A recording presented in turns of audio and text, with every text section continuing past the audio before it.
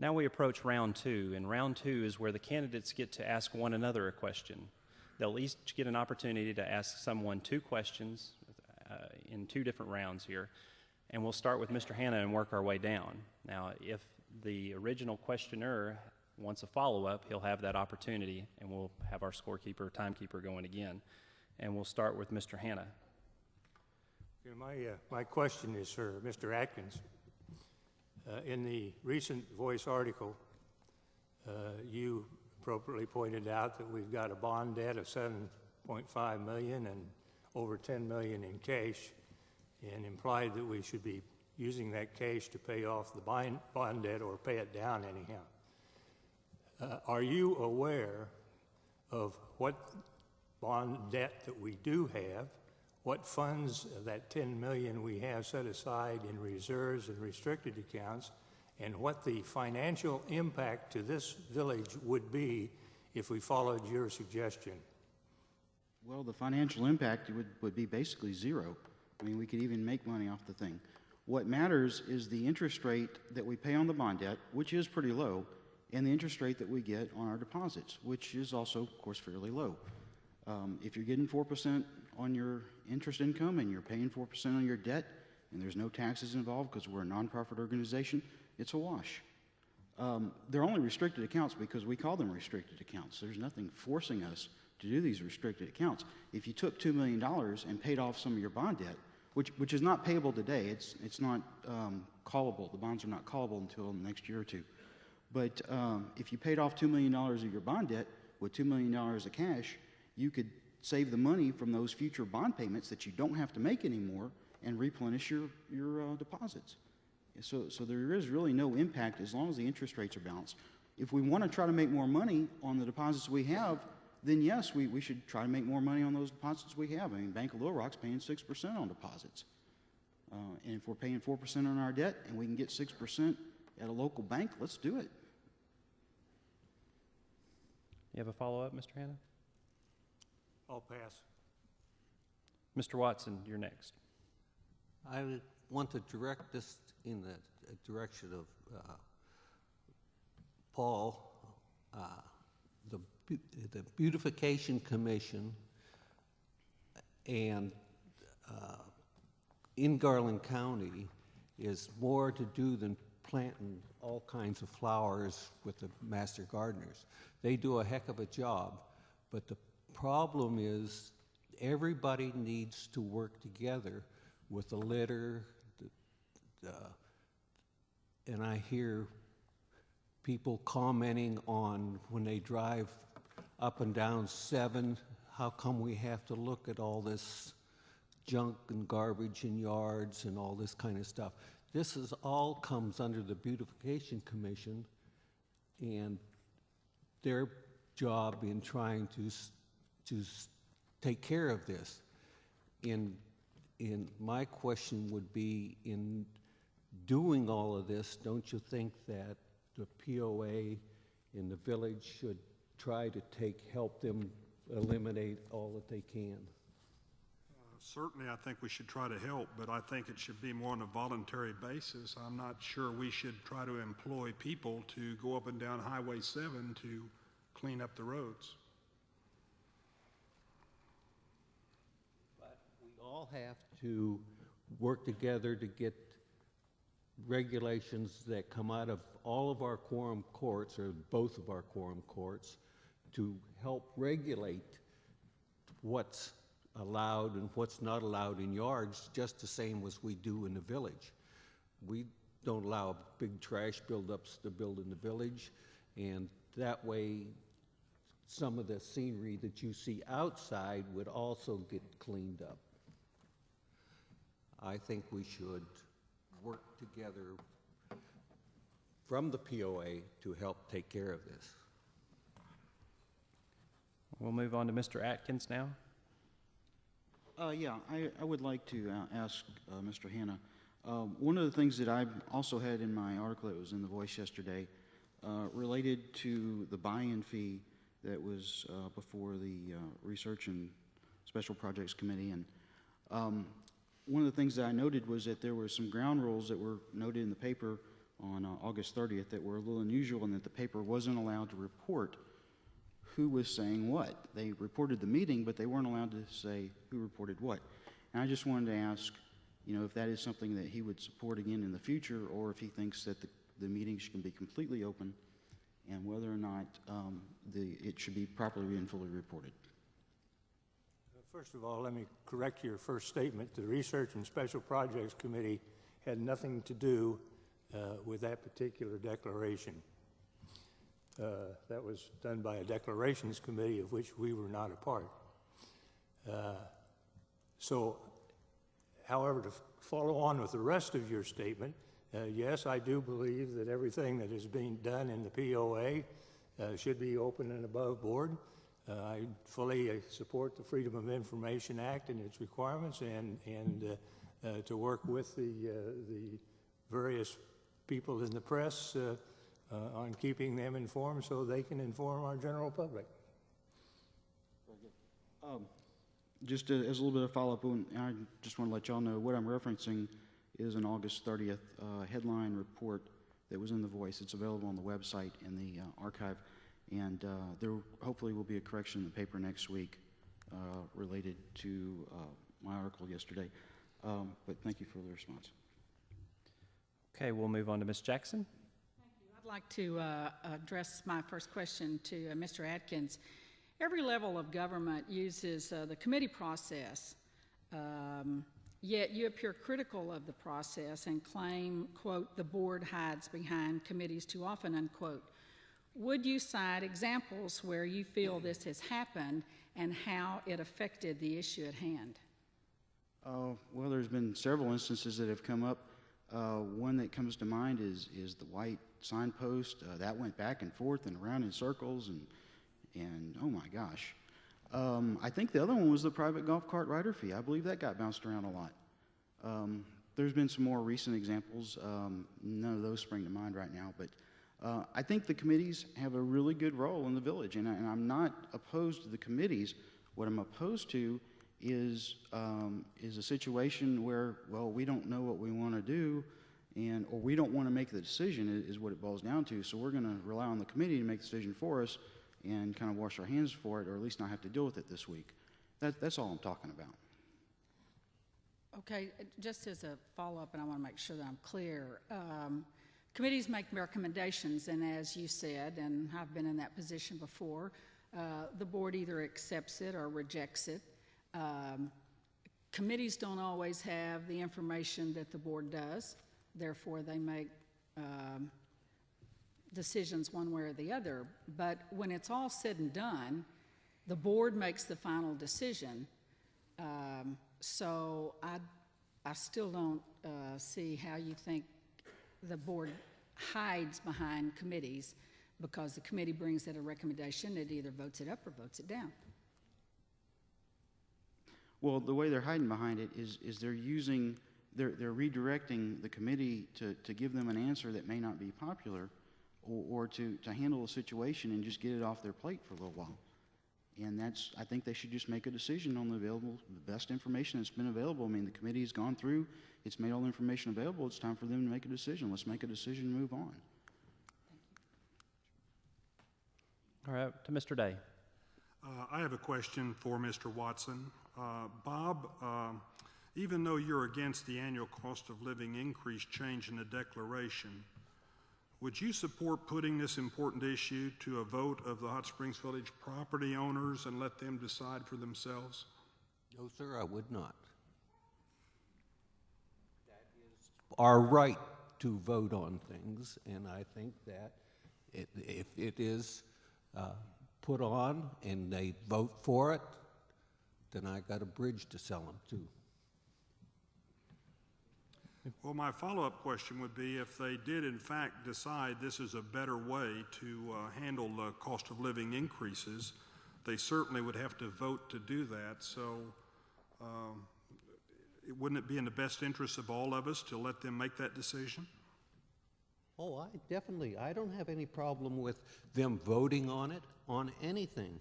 And I think that they should keep the right to vote on assessment increases to themselves also. Thank you. And now we'll begin our second round of questions for one another, and we're back to Mr. Hanna. Mr. Atkins, you made a point that you think that we ought to be paving all of the unpaved roads in the village, and I get the implication out of this that it's so the lots can be sold easier. Would you care to address that issue? Well, actually, what I said was that I think that we should encourage Cooper to pave the lots or the roads that haven't been paved. I mean, it's a real problem when you've got a lot that's back in Gibraltar subdivision, or even an interior lot within the back nine of Ponce de Leon. I almost got stuck back there a couple weeks ago. You know, people call me and they want me to buy their lot, but I can't get to it, or there's a problem with the road, and I mean, it does become an issue. And believe me, when people call me and ask me what lots I have available for sale, one of their first questions is the road paved? Now, I know that the road's going to be paved if they decide to build a house, but they are interested in knowing, is the road paved? It's important. It's important to the people that are trying to sell. It's important to people that are buying. And, you know, if we get in a situation, I don't know if any of you have ever been up to Bella Vista, but there's some roads up there that are downright unpassable. And Cooper has been up there for a lot longer than they've been here. And they have still never paved those roads. One of them didn't even have any kind of cover over a drainage area. You had to actually drive right down through the creek. And it was all I could do to get out of there in my car. And I don't want the village to get to that point. I think that right now, Cooper is going to meet their commitments. I have no doubt that if somebody builds a house, Cooper is going to pay to have the road paved. That's today. What happens 5 or 10 or 15 years from now, when maybe Cooper's sold out to somebody else and they don't care, and maybe they have a legal requirement, but they say, we'll get around to it whenever we feel like it, even though there's a house there. That's the problem I have with that. Follow on just a little bit. Do you have any idea how much it's going to cost the POA to maintain those unused roads? We maintain them today. Well, we do because Paved roads that you're going to have paved, how much is going to cost us to maintain them? Because no matter whether there's a lot of traffic on them or not, they still would have to be maintained. Well, we have roads in Pamplona subdivision, right off DeSoto, that were originally paved whenever the subdivision was built 15, 20 years ago. And they're not in great condition, but you don't have any problems driving down those roads. But we do have to do maintenance on the unpaved roads today, because if you go in some of these other subdivisions that have never been paved in July and August, you can't get through because they're overgrown, and eventually the POA has to come in and cut those roads. They have to maintain them. It's not Cooper that's going in there and cut down the trees that have grown up through the road. It's the POA, Public Utilities, Public Works, that has to go in there and cut these roads, and they have to maintain them. They have to clear trees off these things, but the main thing is they have to mow them every summer. All right, we'll move on to Mr. Watson.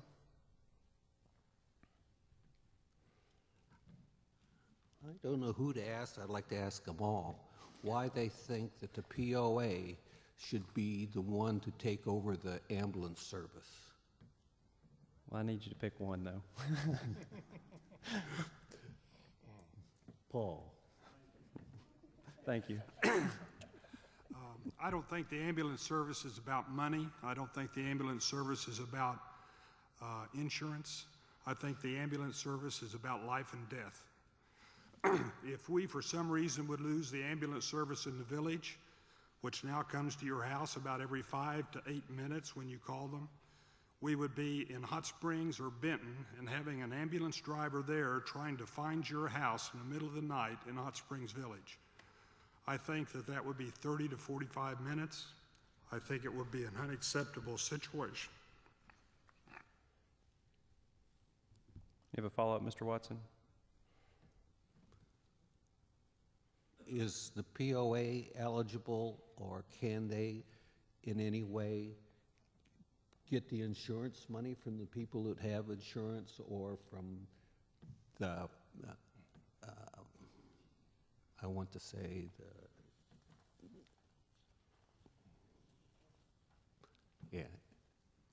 from the government anyway? Medicare, there you go, thanks.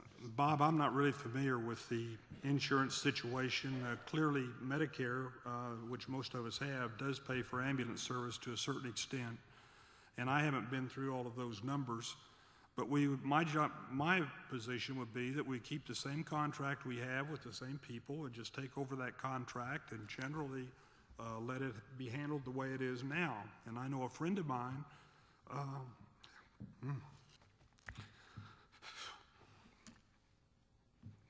sorry.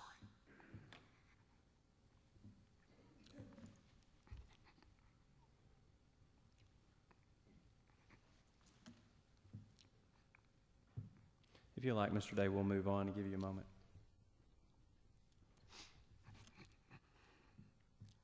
We'll move on to Mr. Atkins.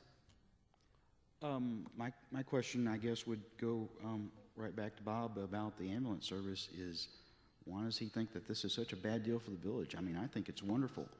It was one of my biggest concerns when I moved here. And I want to know why he thinks it's such a bad idea that we have to pay $8 a month for an ambulance service that's top notch. I don't have a bit of problem with the ambulance service as it is now. Let the people that do the medical stuff and run ambulances run the ambulance service the way it is. Why do we need the POA to fund this program? I don't think I need a follow-up. I'm sorry. I don't need a follow-up. Okay. Ms. Jackson? Yes. We'll give Bob a breather, and I'll ask Mr. Atkins another question. The POA board and staff have ongoing dialogue and a pretty good working relationship with Cooper Community Incorporated, and they also signed a 10-year agreement with NRPI and have a pretty good working relationship with them also. What is it that you feel is lacking in the POA's relationship with these two entities, and what direct impact would you and your experience as a real estate person have on improving them? Well, I think we have a pretty good relationship with NRP. I want to point out that I am so happy that NRP is here. I think they wouldn't want the roads paved if we asked them, but maybe we should ask them. That would be where I'd start. Talk to them and see what their needs are. Of course, you know, they're a private corporation. They're not going to want to discuss a lot of information with the board on their future plans. With Cooper, it's a little bit different. I think that we need to hold their feet to the fire on some issues like the lakes, Lake Sophia and Lake Granada, and the problems we're having there. And they shouldn't be pointing the fingers at the POA and saying, "Hey, it's the POA's problem. You know, we deeded the lake to you. You know, we messed it up, but now it's your problem." I think that we need to hold Cooper's feet to the fire.